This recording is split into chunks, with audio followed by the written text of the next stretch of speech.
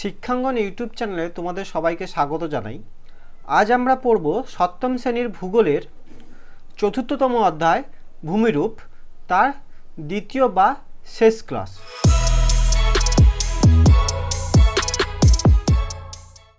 প্রথম ক্লাসে আমরা ভূমিরূপ কি, ভূমিরূপকে কয় ভাগে ভাগ করা যায় এবং পর্বত কি, পর্বতকে কয়টি ভাগে ভাগ করা যায় সেগুলো জেনেছিলাম। আজকের ক্লাসে কিছু গুরুত্বপূর্ণ কোশ্চেন জানবো।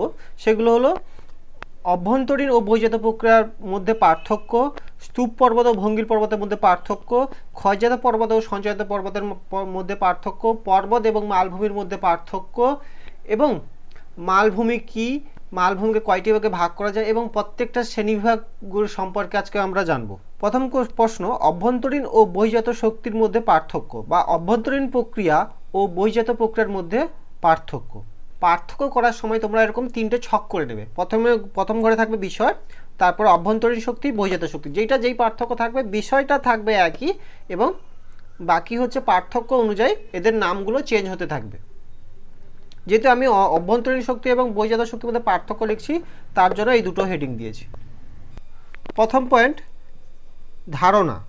ভূ অভ্যন্তর থেকে উৎপন্ন যে শক্তিগুলি ভূমিরূপ গঠনে সাহায্য করে তাদেরকে বলা হয় ভূ অভ্যন্তরীণ শক্তি। আর বহির্জাত শক্তি, যেসব শক্তি ভূপৃষ্ঠের উপরিভাগে ক্রিয়া করে বিভিন্ন ধরনের ভূমিরূপ গঠন করে তাকে বলা হয় বহির্জাত শক্তি। 2 নম্বর পয়েন্ট, পদ্ধতি। আমি বড় বড় হয়ে যাচ্ছে বলে আমি উত্তরগুলো লিখছি না, শুধু পয়েন্টগুলো দিয়ে দিচ্ছি, কোন কোন পয়েন্টগুলো আলোচনা করছি। পদ্ধতি, অভ্যন্তরীণ শক্তি কেবলমাত্র ভূ আলোড়ন জনিত কারণে সৃষ্টি হয়, আর বহির্জাত শক্তি নদী, হিমবাহ, বায়ু, সমুদ্র তরঙ্গ, জলপ্রবাহ প্রভৃতির দ্বারা বহির্জাত শক্তি হচ্ছে কাজ করে বা প্রভৃতি পদ্ধতির দ্বারা কাজ করে। 3 নম্বর পয়েন্ট, ভূমিরূপ। অভ্যন্তরীণ শক্তির ফলে পর্বত, মালভূমি, সমভূমি প্রভৃতির সৃষ্টি হয়, আর বহির্জাত শক্তির ফলে আই আকৃতি উপত্যকা, ভি আকৃতি উপত্যকা, জলপ্রপাত, ক্যানিয়ন প্রভৃতি ভূমিরূপ সৃষ্টি হয়। এবার চলে আসো স্তূপ পর্বত ও ভঙ্গিল পর্বতের মধ্যে পার্থক্য। বিস্তার, স্তূপ পর্বতের বিস্তার ভঙ্গিল পর্বতের তুলনায় অনেক কম হয়। ভঙ্গিল পর্বতের বিস্তার স্তূপ পর্বতের থেকে বেশি হয়। উচ্চতা, স্তূপ পর্বতের উচ্চতা ভঙ্গিল পর্বতের তুলনায় অনেক কম হয়, আর ভঙ্গিল পর্বতের উচ্চতা স্তূপ পর্বতের তুলনায় অনেক বেশি হয়। ভূমির ঢাল, স্তূপ পর্বতের দুই পাশের ঢাল বেশ খাড়াই প্রকৃতির হয়, কিন্তু ভঙ্গিল পর্বতের ঢাল অনেকটা কম হয়। 4 নম্বর পয়েন্ট, আকৃতি। স্তূপ পর্বত চ্যাপ্টা আকৃতি ভূমিরূপ সৃষ্টি করে, আর ভঙ্গিল পর্বত শঙ্কু আকৃতির ভূমিরূপ সৃষ্টি করে। এই পার্থক্যে 4টি পয়েন্ট জানলেই হবে তোমাদের। এবার চলে আসো 3 নম্বর প্রশ্ন, ক্ষয়জাত পর্বত এবং সঞ্চয়জাত পর্বতের মধ্যে পার্থক্য লেখো। ধারণা, ক্ষয়জাত পর্বত বিভিন্ন প্রাকৃতিক শক্তি যেমন নদী, হিমবাহ, বায়ু প্রভৃতির দ্বারা ক্ষয়কার্যের ফলে কোনো উঁচু ভূমিরূপ দীর্ঘদিন ধরে ক্ষয়ের ফলে নিচু হয়ে গম্বুজাকৃতি ভূমিরূপ ধারণ করলে তখন তাকে বলা হয় ক্ষয়জাত পর্বত। সঞ্চয়জাত পর্বত, অগ্ন্যুৎপাতের সময় প্রচুর পরিমাণে লাভা, ছাই, পাথর প্রভৃতি ভূগর্ভ থেকে বাইরে বেরিয়ে এসে সঞ্চিত হয়ে যে পর্বত সৃষ্টি করে তাকে বলা হয় সঞ্চয়জাত পর্বত। বয়স, ক্ষয়জাত পর্বত বয়সে প্রাচীন হয় এবং সঞ্চয়জাত পর্বত বয়সে নবীন হয়। সৃষ্টি, ক্ষয়জাত পর্বত সাধারণত বহির্জাত প্রক্রিয়ার ফলে সৃষ্টি হয় এবং সঞ্চয়জাত পর্বত সাধারণত অন্তর্জাত প্রক্রিয়ার ফলে সৃষ্টি হয়। উদাহরণ, ক্ষয়জাত পর্বতের উদাহরণ হলো ভারতের আরাবলী পর্বত এবং সঞ্চয়জাত পর্বতের উদাহরণ ইতালির ভিসুভিয়াস। এই 3টে পার্থক্য কিন্তু খুবই ইম্পর্টেন্ট, তোমাদের পরীক্ষায় প্রায়ই আসে, এগুলো তোমরা ভালো করে পড়ে রাখবে। এবার দেখো, এখানে দুই দিক মিলছে না, মিলিয়ে লেখো। অর্থাৎ তোমরা এই দিকটা এবং এই দিকটা মিলে লেখো। এটনা কি হবে, আল্পস কি হবে, ব্ল্যাক ফরেস্ট কি হবে, হিমালয় কি হবে, এগুলো তোমরা বাড়িতে প্র্যাকটিস করবে। যদি না পারো আমাকে কমেন্ট করে জানিও, আমি উত্তরটি পরের ক্লাসে বলে দেব। এবার আমরা পড়ব মালভূমি। উৎপত্তি আর অবস্থান অনুসারে মালভূমির আকৃতি প্রকৃতির প্রচুর বৈচিত্র্য রয়েছে। এবার আমরা পড়ব মালভূমি। উৎপত্তি আর অবস্থান অনুসারে মালভূমির আকৃতি প্রকৃতি ও প্রচুর বৈচিত্র্য রয়েছে। যদি আমরা বলি মালভূমি কাকে বলে বা মালভূমি কি, আশেপাশে অঞ্চলের সাপেক্ষে হঠাৎ উঁচু, সাধারণত 300 মিটারের বেশি উঁচু বিস্তীর্ণ ভূভাগ যার চারিদিকে খাড়া ঢাল আছে তাকে বলা হয় বা সেই ভূমিরূপকে বলা হয় মালভূমি। যদি আমরা বলি ভূপৃষ্ঠ থেকে 300 মিটারের বেশি উঁচুযুক্ত ভূমিরূপগুলিকে বা ভূমিগুলিকে বলা হয় মালভূমি। উৎপত্তি আর অবস্থান অনুসারে মালভূমিকে প্রধানত 4টে ভাগে ভাগ করা যায়। দেখো, প্রথম হচ্ছে পর্বত বেষ্টিত মালভূমি, 2 নম্বর মহাদেশীয় মালভূমি, 3 নম্বর লাভা গঠিত মালভূমি এবং 4 নম্বর ব্যবিচ্ছিন্ন মালভূমি। এবার এইগুলোর কাকে বলে সম্পর্কে আমরা জানব। তোমাদের বইতে পর্বত গঠিত মালভূমি কাকে বলে ভালো করে দেওয়া নেই, আমি যেটা বলছি সেটা মন দিয়ে শুনে নাও। প্রবল ভূ আলোড়নের ফলে ভঙ্গিল পর্বত তৈরি হওয়ার সময় দুটি সমান্তরাল পর্বতশ্রেণীর মাঝের বিস্তীর্ণ অঞ্চল পার্শ্বচাপের জন্য উঁচু হয়ে মালভূমির সৃষ্টি করে। এই মালভূমির চারিদিকে কী হয়, পর্বত অবস্থান করে বা পর্বত দিয়ে ঘেরা থাকে। এই পর্বত দিয়ে ঘেরা থাকে বলে তখন তাকে বলা হয় পর্বত বেষ্টিত মালভূমি। তাই এক কথায় যদি আমরা বলি যে মালভূমি চারিদিকে পর্বত দ্বারা বেষ্টিত থাকে বা পর্বত দ্বারা ঘিরে থাকে, তখন তাকে আমরা বলবো পর্বত বেষ্টিত মালভূমি। উদাহরণস্বরূপ হিমালয় এবং কুয়েলুন পর্বত শ্রেণীর মধ্যে তিব্বত মালভূমি অবস্থিত। এটি পৃথিবীর বৃহত্তম মালভূমি, যার উচ্চতা 3655 মিটার। পরীক্ষায় প্রায় শর্ট কোশ্চেন আসে, পৃথিবীর বৃহত্তম মালভূমির নাম কি? তখন হবে তিব্বত মালভূমি। 2 নম্বর মহাদেশীয় মালভূমি কি বা মহাদেশীয় মালভূমি বলতে কি বোঝো? ভূ আন্দোলনের ফলে অ্যাস্তনোস্ফিয়ারের ওপর ভাসমান পাতগুলির চলাচলের ফলে ভূপৃষ্ঠের প্রাচীন ভূমিভাগগুলি বিচ্ছিন্ন হয়ে মালভূমি হিসেবে অবস্থান করে, তখন তাকে বলা হয় মহাদেশীয় মালভূমি।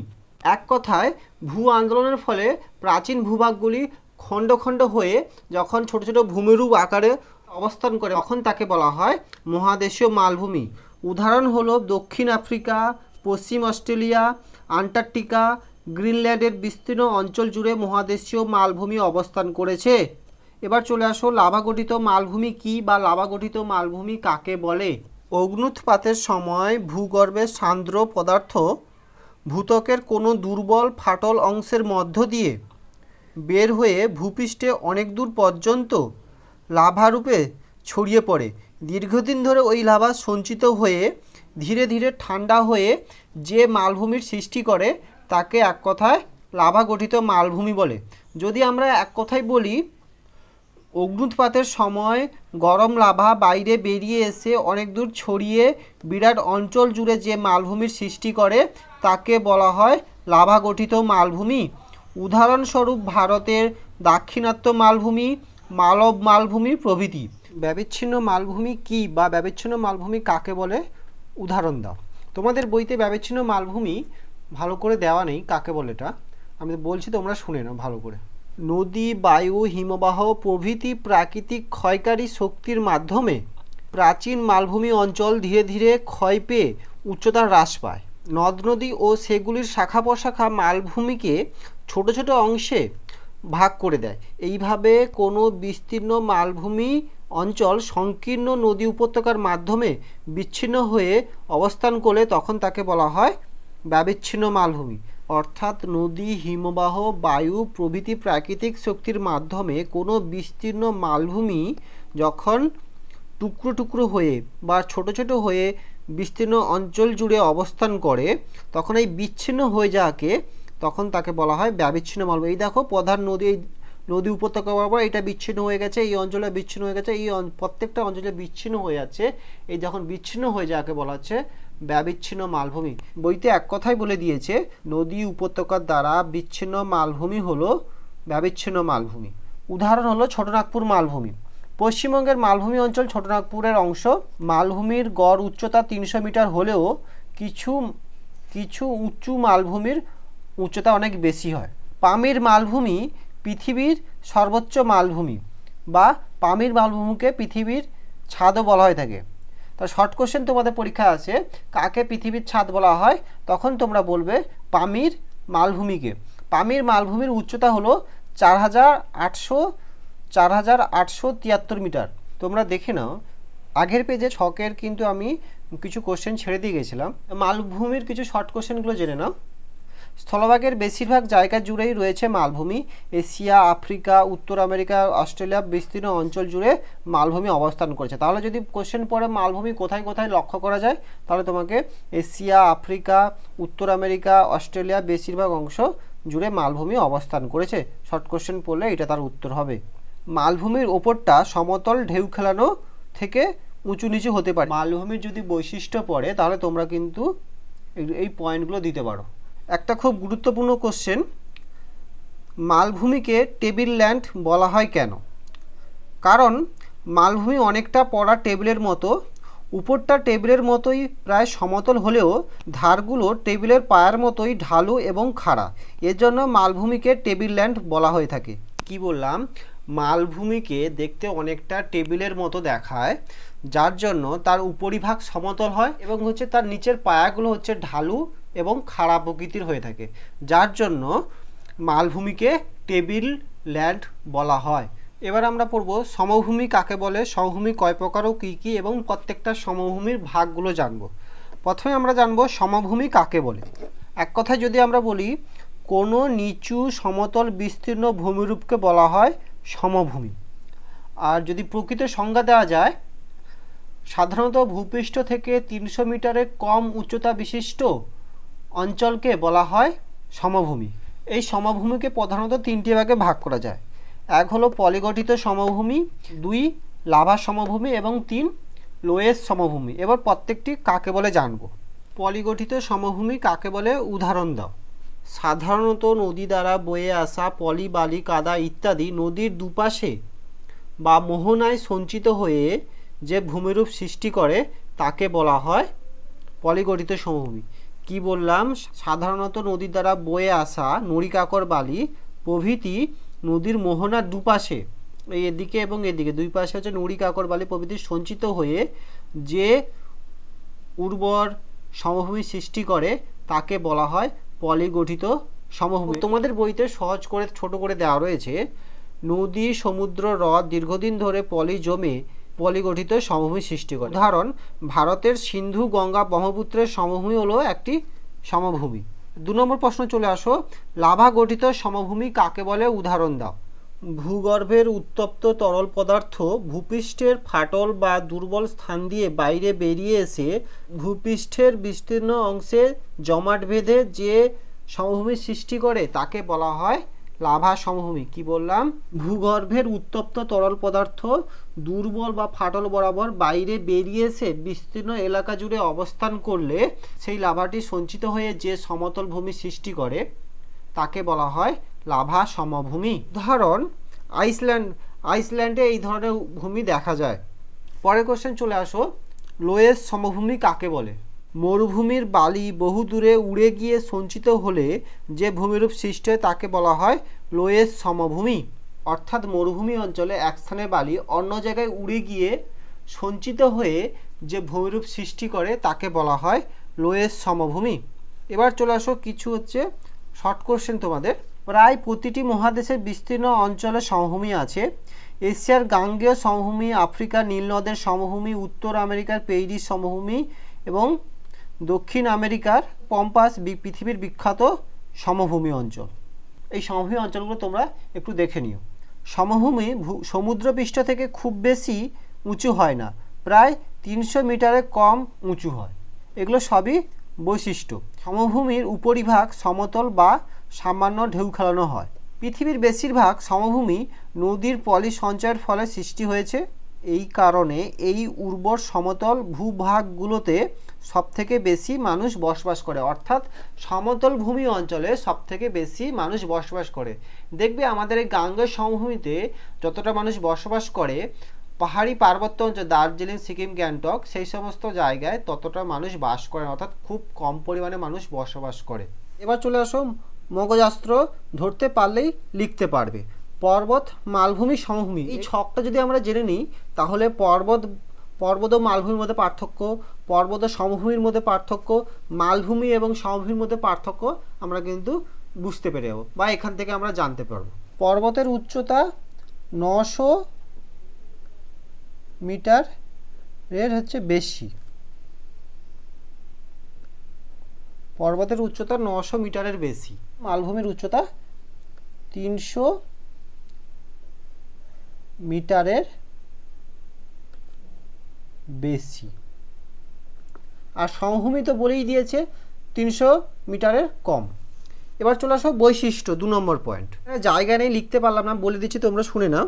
পর্বত খাড়া ঢালযুক্ত এবং উঁচু নিচু হয়। আর মালভূমি তো লেখাই রয়েছে। এবার চলে আসো সমভূমি, নিচু সমতল ও বিস্তীর্ণ ভূমিরূপ। 3 নম্বর পয়েন্ট পর্বত, মাউন্ট এভারেস্ট সর্বোচ্চ পর্বত শৃঙ্গ। আর সর্বোচ্চ মালভূমি হলো পামির মালভূমি, পামির মালভূমি। সর্বোচ্চ সমভূমি হলো গঙ্গা ব্রহ্মপুত্রের বদ্বীপ সমভূমি। বৈশিষ্ট্য, হিমালয় পর্বত অবস্থিত যার উচ্চতা 8848 মিটার। মালভূমির বৈশিষ্ট্য, উপরটা সমতল এবং ঢেউ খেলানো ভূমিরূপ। আর সমতল ভূমি তো লেখাই রয়েছে, উপরিভাগ সমতল ও সমান ঢেউ খেলানো ভূমিরূপ। পর্বতের প্রকারভেদ, পর্বতকে 3টে ভাগে ভাগ করা যায়। এক হলো 1 ভঙ্গিল পর্বত, 2 স্তূপ পর্বত এবং 3 আগ্নেয় পর্বত। আর মালভূমি তো দেওয়া রয়েছে। এবার চলে আসে সমতল ভূমি। সমতল ভূমিকে 3 ভাগে ভাগ করা যায়, পলিগঠিত সমভূমি, লাভাগঠিত সমভূমি এবং লোয়েস সমভূমি। পর্বতের উদাহরণ, পর্বতের উদাহরণ দিয়ে দিয়েছে আল্পস, আন্দিজ, ফুজিয়ামা, এটনা। মালভূমির উদাহরণ হলো দাক্ষিণাত্য ও মালব মালভূমি, পামির মালভূমি এবং তিব্বত মালভূমি।